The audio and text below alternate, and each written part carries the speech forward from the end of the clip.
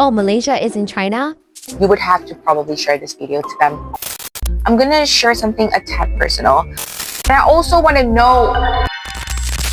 Hi guys, welcome back to Reviu Network. It's me, your friendly host, Tiff. Here on this episode, I'm going to share something a little personal. But before I begin and unfold and uncover this new story time, I'm going to say thank you so much to the new subscribers who have joined our community here at Reviu Network. We truly appreciate your support and ensure that you watch every video there is. Click like, click share, and share it to your friends and family. We truly appreciate you subscribing to Reviu Network. And I also want to know, thank you so much for all the viewers and the likes from the previous video with Madam Lin, and I hope you guys will find that video insightful. We're here to encourage each other and to support each other's growth as we are living in a foreign country, because we are all we've got, you know what I mean? We always have to build each other's spirits, also encourage them. If there are mistakes or anything that's wrong, we do it in a way where it's respectful, because we always have to do everything with respect. That's the principles and values that we should uphold so that we continue to have a great community and a great culture that we can also teach to our viewers here at Reviu Network. And I thank you guys for that. I'm going to share something a tad personal. I'm going to share a topic on a Malaysian in London experiencing culture shocks. I'm going to go and rewind myself back to when I was 8 to 12 years old, when I was in Birmingham, UK. My family from Singapore, including our helper, moved from Singapore, and then we flew out to Birmingham in the United Kingdom.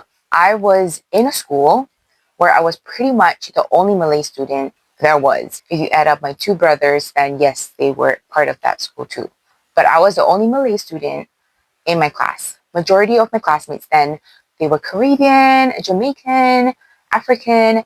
There's probably a couple South Asians and a small group of Caucasian students in there as well. With all the little 8-year-olds in the class, including myself, I was young, I was curious, just coming to the country, not knowing anything, and seeing all these different races I've never seen back home in Singapore. It was really interesting to have them come up to me and then ask me questions, like why do I have curly ringlets in my hair? Why do I have pointy, slanty eyes? Why do I tan easily? Why am I brown? It's a lot. It's a lot of culture shocks. It's just a lot of questions, a lot of curious minds in that class. And since I was the only token Malay student in the classroom, of course, I would face and experience questions saying that, oh, are you from China? Is your country from China? They were truly clueless as to where Singapore was. Being 8, I didn't have a wide vocabulary. I couldn't explain myself properly to them. It's a lot to answer to, considering that, I'm new. It was what it was. Over time, another Malaysian joined in like a year later. I wasn't the only Malay girl in that school anymore, so that was really fun. The locals in the UK back then, they didn't have internet. Maybe there was, but not many can easily access to internet. There wasn't Facebook, there wasn't anything for them to search us up. If anything, they would have to go to a library, look at a geography book or a map, a world map, point out, Oh, is this where she is from? Fast forward to today, you would think that people would know a lot about the world. But even with the experience that I had recently that stuck to me. So I met this individual. She saw my name, saw my government name, and then was asking me Why is your name Arabic? And that you don't look like the others that practice that same faith. And I was like, wow. Took me a long minute, took me a long pause just to process what she asked and what she said to me. And she even said it in a tone where she was a bit appalled, a bit disgusted that my name was Arabic. And I was just like, okay, my name, my background, my faith, or my appearance doesn't come in a special package deal. We don't have a look that comes from a cookie cutter. We can look like anything. We can look blue, purple, green, and still be of the same faith and have Arabic names. And that's okay. In my mind, I was just thinking, like, okay, maybe this individual wasn't educated enough. Maybe she wasn't, exposed to a lot of things in Southeast Asia. I just mentioned that, doesn't mean that we come from that certain faith. We have to all look alike. It's very important that we educate others that we can come from a certain faith or certain background and look this way and look that way. If you were in Singapore or Malaysia, you would see how all this melting pot of different races and cultures and faiths just coexist peacefully, and we just embrace each other's festive holidays, and we have the day off as a bank holiday or a public holiday, what they call it back home, a public holiday. It's so important that we get to know the people that you see every day so that you won't have awkward moments such as that. It's just a matter of clicking YouTube, using AI tools, and just searching us up, searching how Malaysian people look like, how Singaporean people look like, what are they all about, what do they consist of, and perhaps you would learn something amazing. It is a really fascinating part of the world, Southeast Asia. Singapore and Malaysia specifically, we come from a tapestry woven from centuries of migration and culture sharing. A lot of us come from ancestors that are from neighboring countries in Southeast Asia. We've got India, we've got China, we've got even Australia down there, and we have Indonesia, Thailand, Malaysia. So if you were to go to Singapore, you would see that everybody looks different. Maybe perhaps some of them may look the same if they decide to marry of the same race, but you would see how different people look as you explore Southeast Asia. If you go into Malaysia, it's an abundance of people that look so different as well. Some of them may look more Thai, some of them may look more Chinese, some of them look Eurasian. So if you were to go to Southeast Asia, you would totally understand that people actually live and coexist with such high tolerance.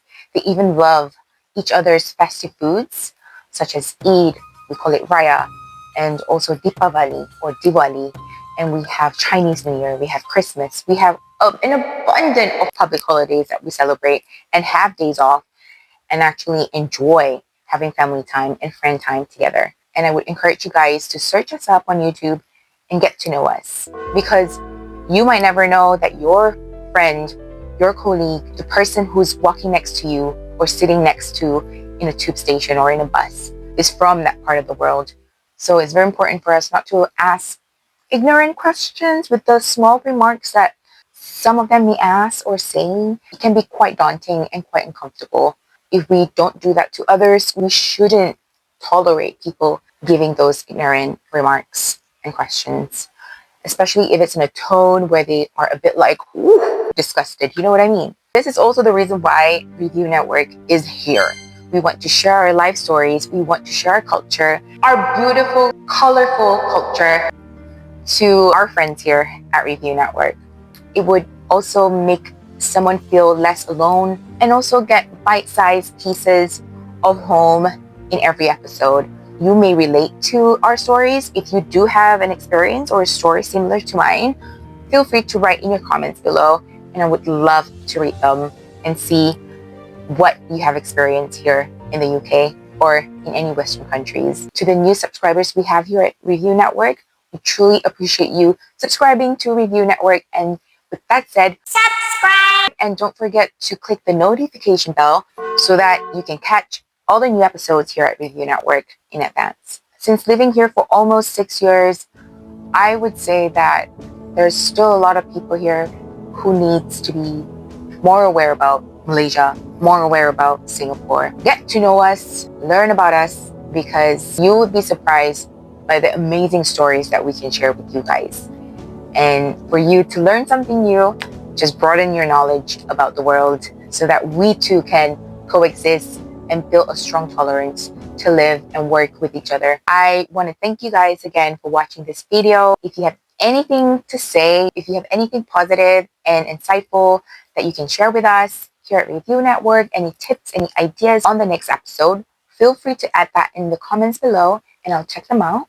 Don't forget to subscribe, like, and share this video to someone who may probably need it. If they still think, oh, Malaysia is in China, you would have to probably share this video to them. any of you guys want to be a part of Stream Your Voice, Make It Matter episodes, feel free to DM us or click on the links underneath this video and then reach out to us, your interests to be a part of our videos.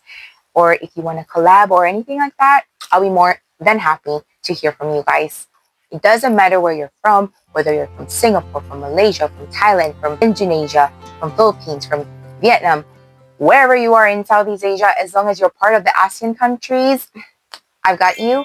Your space is right here. Of course, we would have to go through everything and look through every submission before we can contact you guys if you are shortlisted. It's me, your friendly host, Tiff. As I always say, remember to make life beautiful and to make life meaningful. And until I catch you on the next episode, we'll see you guys very soon. Take care.